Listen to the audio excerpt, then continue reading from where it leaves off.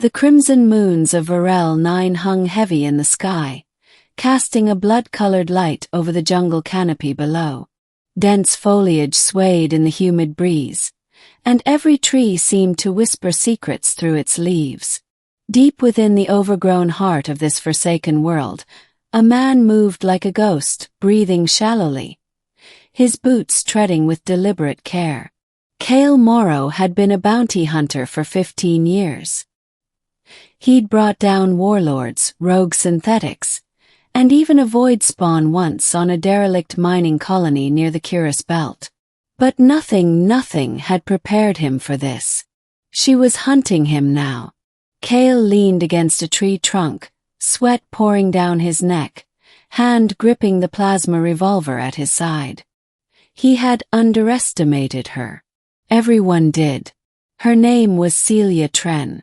Once a military scout for the Virian Empire, now an apex predator of her own choosing.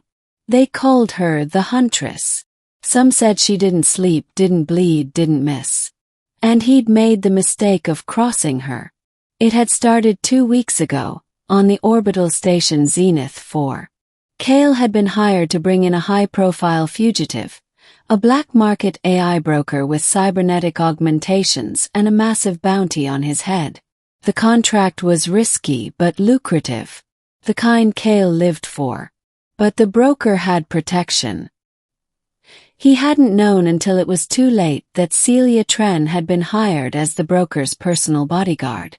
The moment Kael stepped into the safe house, he'd sensed something was wrong. 3 men with rifles dead on the floor, throats sliced with surgical precision. The broker stood trembling, hands raised. Behind him, Selya in her black armor, watching Kael like a panther in a cage. He shot the broker before she could react, a clean headshot. The bounty was his. But the price for that kill wasn't paid in credits. It was paid in the slow, suffocating dread that followed Kael through hyperspace, all the way to Vorell IX, where he'd tried to lie low. He should have known she'd follow. She always did. The days bled into each other in the jungle. Kael's food supplies dwindled, and sleep became a luxury he could no longer afford. Every time he closed his eyes, he imagined Selya's blade at his throat. He had seen her handiwork, her ability to disappear into her surroundings, the way she toyed with her targets. She didn't kill quickly. She stalked. She observed. And when she finally moved, it was only after her prey was exhausted, broken, and resigned. Kael's advantage was his knowledge of traps. He set motion-triggered explosives, laid sonic tripwires, and camouflaged himself in thermal dampening gel. But every time he thought he'd gotten the upper hand, he found evidence that she was still 1 step ahead. A knife buried in the trunk of a tree inches from where he'd slept. His traps dismantled without a trace. A message carved into a stone with the edge of a vibroblade. Getting tired yet? The jungle didn't help. Vorell IX was uncharted by most cartographers for good reason. It was home to massive predatory reptiles, venomous insects, and violent electrical storms that could fry most sensor tech. Kael had no choice but to rely on instinct, old-fashioned tracking, and luck. Unfortunately, Selya had always had better instincts. He remembered their first and only conversation, years ago during a brief contract on Eldora Prime.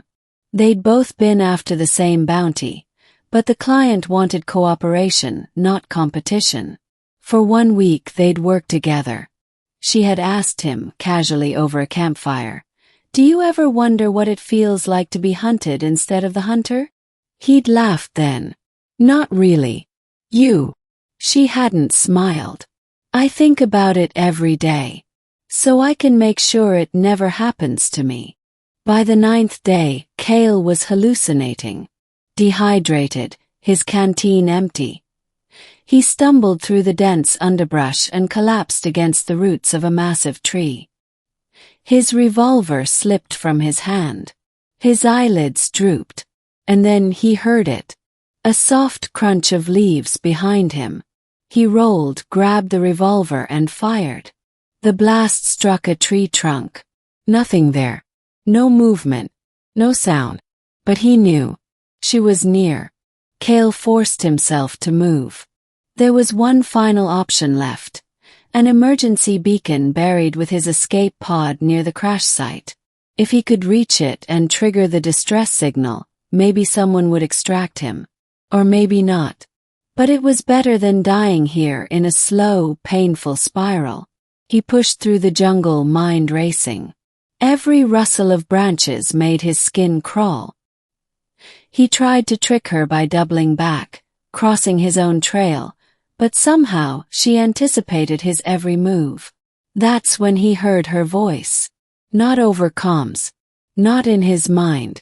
Directly behind him. "You're making this harder than it needs to be."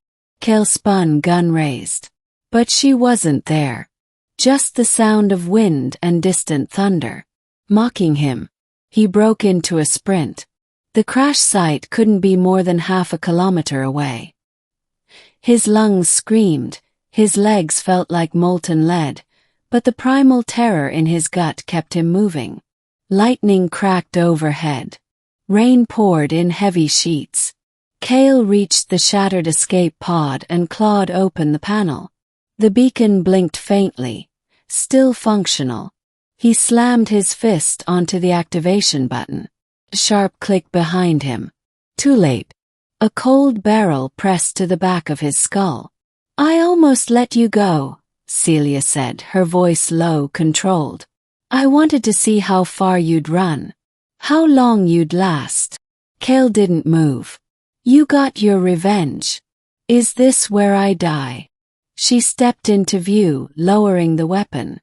Her black armor was slick with rain. Her eyes unreadable behind the helmet visor. But when she took it off, he saw her expression. Not rage, but disappointment. "You killed him," she said. "But not for justice. For credits. He was a criminal. He was my brother." Kael froze. The pieces fell together like broken glass finding their shape. Selya's loyalty hadn't been professional. Had been personal. That changed everything and nothing. "You want to kill me," he said. "Fine. Do it." She stared at him for a long moment. Then she tossed a small data chip at his feet. "Coordinates," she said. "To a facility he built. Underground AI testing lab. There are others like him, clones, backups. You think you ended him? You didn't even start." Kael blinked, disoriented. "Why are you giving me this?" "Because I want them dead. And I want you to do it." "I thought you wanted revenge." She holstered her pistol. "I do. But I'm not going to waste it on you. Not when there are monsters still breathing." Kael picked up the chip. "You trust me." "No. But I know how you operate. You kill for money. So I'm going to pay you." He shook his head. "This isn't a contract." "It is now," she said. "Do the job. Or next time I won't just watch. I won't wait." And then, without another word, she disappeared into the storm. Weeks later, Kael stood outside a blast door deep beneath the surface of an asteroid colony known only to a handful of black market dealers. The data chip had led him here, to a hidden facility guarded by autonomous drones and neural sentries. He adjusted the settings on his revolver. He'd accepted the job. Not for the credits. Not even for Selya. But because in the depths of that jungle, he'd seen a part of himself he hadn't recognized. A man on the edge, stripped of ego and bravado, forced to confront his own survival instincts. He'd survived her. And now he hunted something worse.